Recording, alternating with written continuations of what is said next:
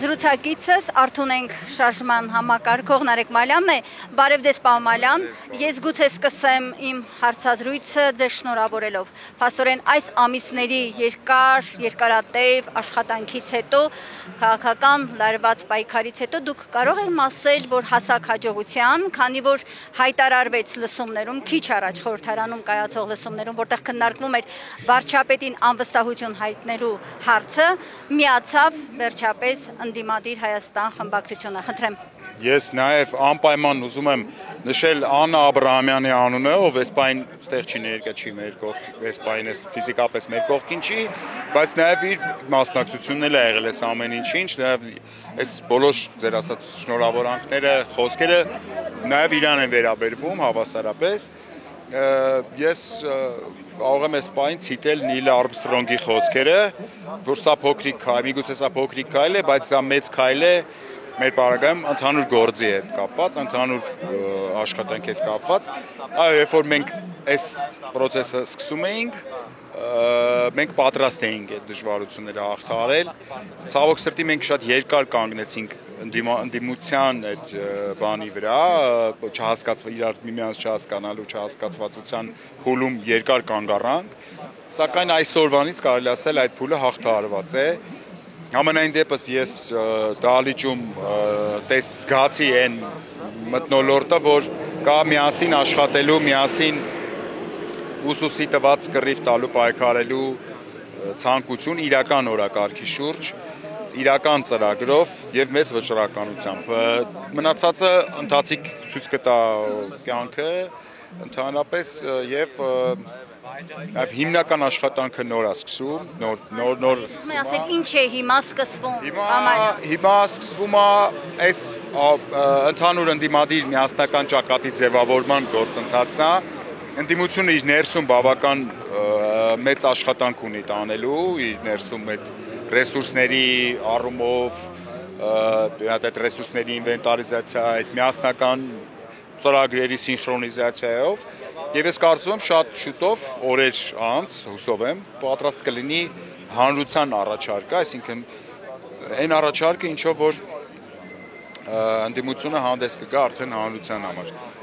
Իվերջո պարզ դարձավ, հա, կարող եմ ասել այսպես, որ ձեր պայքարը ամենևին էլ ինչ որ անձերի դեմ չէր։ Սա ընդդիմության համախմբման մեկ գաղափարի այս իշխանությունից հնարավորինս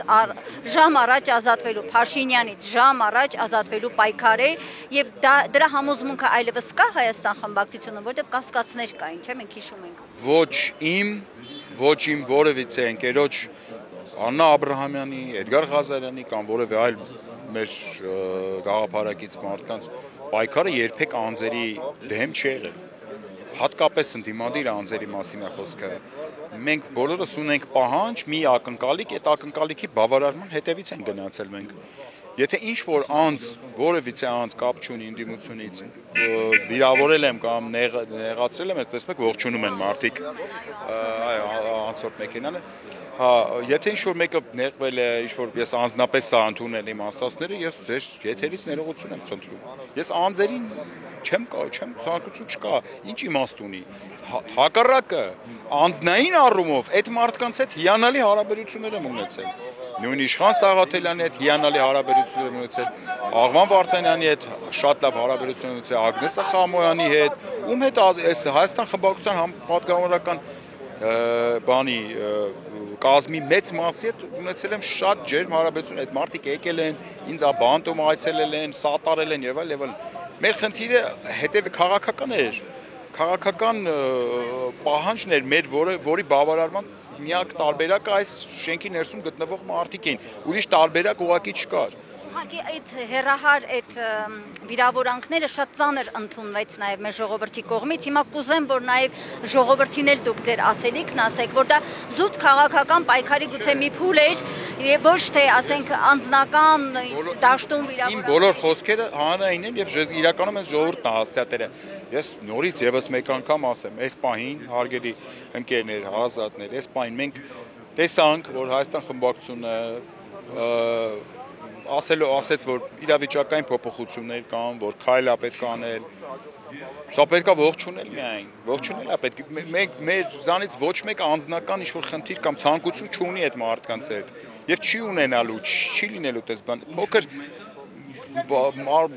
հատված ենք մնացել, որ ինչ-որ բանի ունենք ենք։ Նույն Իշխան Սաղաթելյանը շատ արդյունավետ կռիվ ա տվել փողոցում։ Ես հույս ունեմ այդ արդյունավետ իր փորձը նաև կկիրառվի այս process-ներում։ Այո, միավորմամբ, բայց միավորմամբ կրկնում եմ օրակարգի շուրջ։ Ոչ թե ուղղակի միավորվենք, ինչ անենք այդ հարցի շուրջ։ Ընդհանուր օրակարգ մշակեք։ Օրակարգի impeachment-ն է հենց, իհարկե։ Օրակարգի impeachment-ն է, կա ծրագիր քայլերի երթականություն, ծրագիր կասեք, ճանապարհային քարտեզ կասեք, այդ կա, եւ միակ պակասող կոմպոնենտը այս ամեն ինչի վճռականությունն է։ Դա եւս նույնպես ես տեսնում եմ ընդդիմության ներսում կա։ Ոչ մի այլ բան չի ուսում, հանրությունը հուսած, այո։ Մնաց մեկ բան, ԿՊ-ի մարդիկ պիտի միանան, որպեսզի 54 թիվը բավարարի, չէ, impeachment-ի գործընթացի սկսման։ Այդ երեք կոմպոնենտների ճիշտ համադրման դեպքում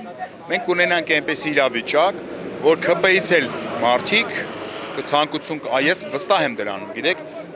ես չեմ կարծում, որ ԿՊ-ի 69 падգամավորները միանձնյա կիսում են Նիկոլ Փաշինյանի վայրի վերաբերմունքը հայ առաքելական եկեղեցու նկատմամբ, չեմ կարծում, չեմ ուզում տենց մտած, վստահ եմ, որ տենց չի։ Իրանց մեջ կան մարդիկ, ովքեր կնքվել են, չգիտեմ, կամ եկեղեցու հետ որից առնչություն ունեցել, մոմ են վառել վերջի տարբերակով, սենց ասեմ։ Եվ պետք է ուղղակի այդ մարդկանց հնարավորություն տալ, կան մարդիկ ԿՊ-ի ներսում, ովքեր միգուցե նաև փնտրում են հնարավորություն այդ ճիրաններից ազատվելու, բայց դրա համար պետք է ստեղծել այն դաշտը, որ այդ մարդիկ կան։ Հիմա եթե ես 3 այդ ԿՊ-ականին ասեի, եկեք արի միացեք, այդ մարդը մինչև կես քայլ տնից աներ, գլխին կտային կբանտարկեին, ոնց որ Սամվել Կարապետյանին արեցին։ Մենք 2 եպիսկոպոս ունենք բանտում, այս ամեն ինչը հիշեք, էլի մի մոռացեք, որպեսզի այդ մարդիկ անվտանգ A կետից դուրս գան B կետ, այսինքն ժողովրդի մոտ, պետք է ապահովել այդ անվտանգությունը, այդ իրանց այդ գործընթացի։ Իսկ անվտանգությունը կարելի է ապահովել կրկնում այդ 3 կոմպոնենտներով համազգային մեծ, այսպես բան ստեղծելով եւ մարդկանց առաջարկելով օրակարգ, այսինքն եկեք Ժորժ ջան, որտեվ impeachment ենք անում, ոչ թե եկեք, որովհետեւ ես փրկիչ եմ, ես կփրկեմ ձեզ կամ եւ այլ։ Փրկիչների պակաս Հայաստանում կարծես չկա, բայց 5 տարի է, վերջի 5 տարին եմ նկատում, իսկ 7 տարի է, սայլը չի շարժվում տեղից, ամեն ինչ մնում է նույն իրավիճակում։ Հետևաբար տակտիկան պետք է փոխել։ Ինչը այսօր տեղի ունեցավ, այսօր փոխվեց ընդդիմության տրամաբանությունը, ընդդիմության կվինտեսենցիան փոխվեց, այսինքն որակապես ուրիշ բովանդակություն տվեց ընդդիմությունը։ Այս նոր փուլում, բայց կա երկրորդ կարևորը, բացի ԿՊ-ի մեջները հայկականություն ունեցողներին դեպի հայ մեր դաշտ բերելը, շատ կարևոր է նաև առաջնորդի դերը։ Ես ձեզ մի օրինակ բերեցի եկեղեցու հետ կապված, որ կարող է լինի տարածանություն։ Բազմաթիվ օրինակներ կան, այսինքն ես չեմ կարծում այդ 69-ը նույն ձև են մտածում, ոնց որ Նիկոլ Փաշինյանը, չեմ կարծում։ Հուսանք, եթե կան արժանապատիվ մարդիկ, հուսանք կմիանան այս գործընթացը։ Ամեն ինչ հնարավոր է, tutto è possibile, ինչպես իտալացիներն են ասում, ամեն ինչ հնարավոր է։ Վերջին հարցով ավարտենք, շատ կարևոր է առաջնորդի, տեխնացուի, վարչապետի տեխնացուն կա, Դավիթ Համբարձումյանն է։ Այո, այստեղ է, հարցազրույց է տալիս։ Տեխնացուն ընդունելի է Հայաստան խմբակցության կողմից։ Տեխնացուի տակ դրվեց ստորագրությունները։ Տեխնացուն այս պայդրությամբ ունի 34 ստորագրված падգամավորի առաջադրման թուղթ։ Այսինքն 34, այս պայդրությամբ պակասում է 20-ը։ Այսինքն մենք կեսից ավելի հաղթահարեցինք, դժվար հաղթահարեցինք, բայց հաղթացինք։ Այնա տեսնում եք, մարդիկ էլի ազանշաններով աջակցում են։ Եվ հուսանք, որ այս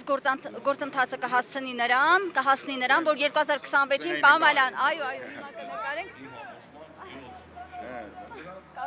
Մենք եկեք դուք հուսացեք, իսկ ես ոչ միայն հուսամ, այլ նաև աշխատանք դնեմ այդ ուղղությամբ։ 2026 թվականին Փաշինյանով չենք գնալու։ Ես ինձնից կախված ամեն ինչ անելու եմ։ Ոչ մի կիսատ բան չեմ թողել, այսինքն բան, որը կարող էի անել